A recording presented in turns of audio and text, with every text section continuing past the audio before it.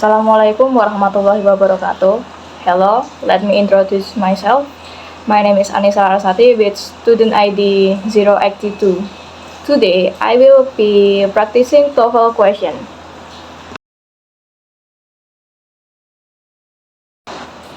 I definitely think that schools should mandate students to participate in physical tests such as resistance training and jogging. Personally speaking, I feel that physical activities are essential for students' mental and emotional well-being. One reason is that exercise helps reduce stress and improve focus in class. For example, when I jog regularly, I feel more energized and less anxious during exams. On top of that, resistance training builds discipline and resilience, which are useful beyond sports. For instance, students who train consistently often develop better than management and self-confidence. To sum up, I am totally sure that physical tests should be part of school programs because they support both physical and emotional growth. So, as you can see, it's not just about fitness, it's about preparing students for life.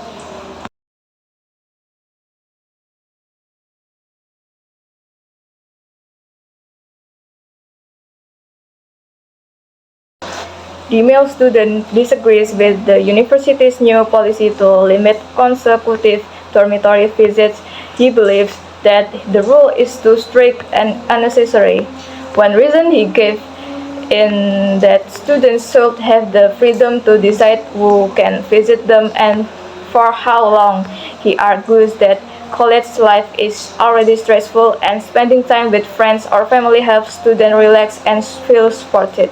Additionally, he mentioned that not all visitors cause disturbance.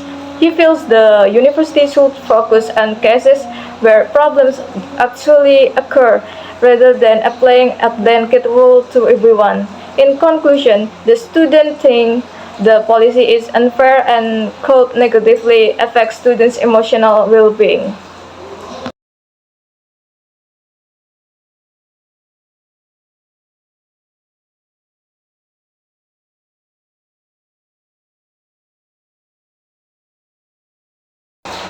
The lecture and the reading passage both explain the concept of hilltopping and mating behavior seen in insects. The professor expands on the idea by giving examples of butterfly and webs. He explained that male butterflies fly to the top of hills and wait there to attract females. This behavior shows their strength and kinetic fitness because reaching the top requires energy and endurance. Similarly, male webs also counted for the highest spot on hills. The professor mentions that the higher the location, the better the chance to be noticed by females. In conclusion, both examples support the idea that hilltopping helps male insects signal their fitness and improve their chance of mating.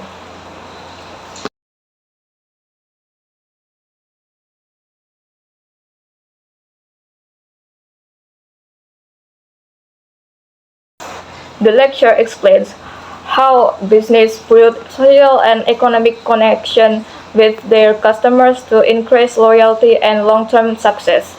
First, the professor mentions that companies often create emotional bonds by supporting causes that matter to their customers. For example, a clothing brand might donate to environmental charities, which makes customers feel good about buying their products. Second, business offer economic benefits like discount or loyalty programs. This incentive encourage repeat purchase and make customer feels valued. In conclusion, by combining emotional engagement and financial rewards, business strengthens their relationship with customers and improve their reputation and profits.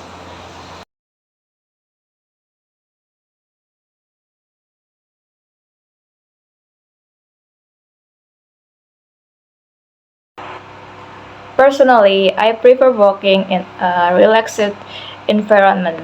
I remember during a group project in my civic class, We had up to prepare a presentation about civic responsibility. The vibe was chill. Everyone brought snacks. We sat in circle and just discussed ideas freely. Because of that, I felt more comfortable sharing my thoughts, and we ended up creating a creative and well organized slide. For example, I designed a visual about youth participation in democracy, and my friends helped refine the message. As you can see, when the atmosphere is relaxed, I can think clearly, contribute better, and enjoy the process more.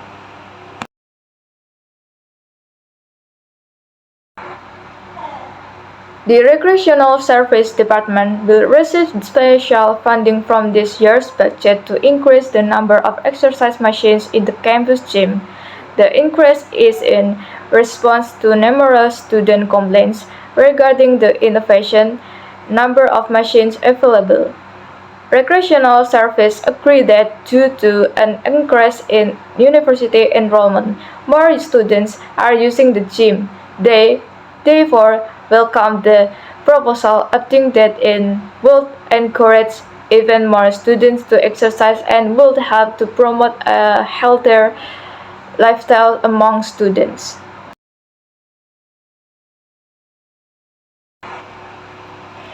The reading passage announced that the campus recreational service department will receive special funding to add more exercise machines in the gym.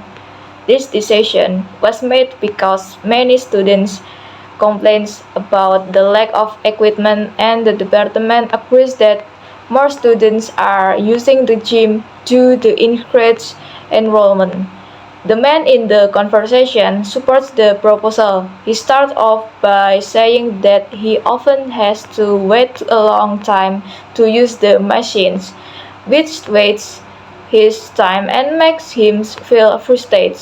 Secondly, he explains that adding more machines will help students stay healthy and reduce stress, especially during exam season.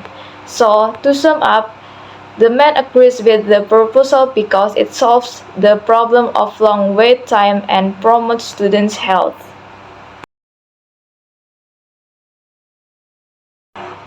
In economic theory, there is a principle known as the law of diminishing returns. This law holds that as more of variable input, such as labor, is added to a fixed input, such as capital, the added output gained from each additional unit of the variable input will at some point start to decrease. The mechanism works in such a way that at a certain point, adding more labor or capital is not going to increase output at the same rate and will instead result in smaller and smaller increases. This concept is significant in business operation and strategic planning, for it requires business when to stop investing more resources.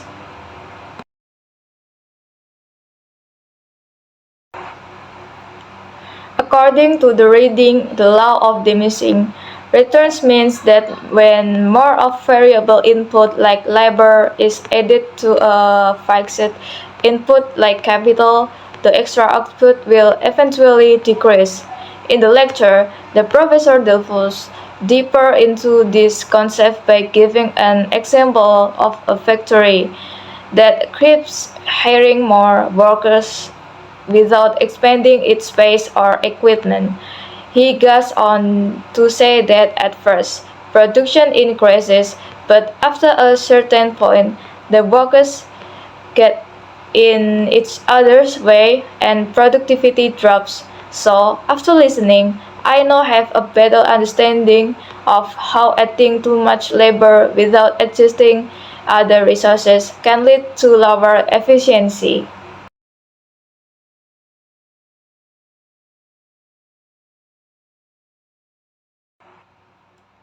The lecture is about procedural programming and object-oriented programming, which are two different approaches to writing code. First, the professor states that procedural programming focuses on writing sequences of instructions and using functions to perform tasks.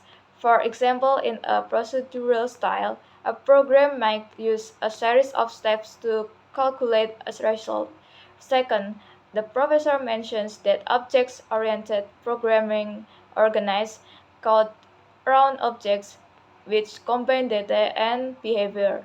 For instance, in an OOP approach, you might create a student object with properties like name and method like calculate grades. These are two examples that the professor discusses in the lecture.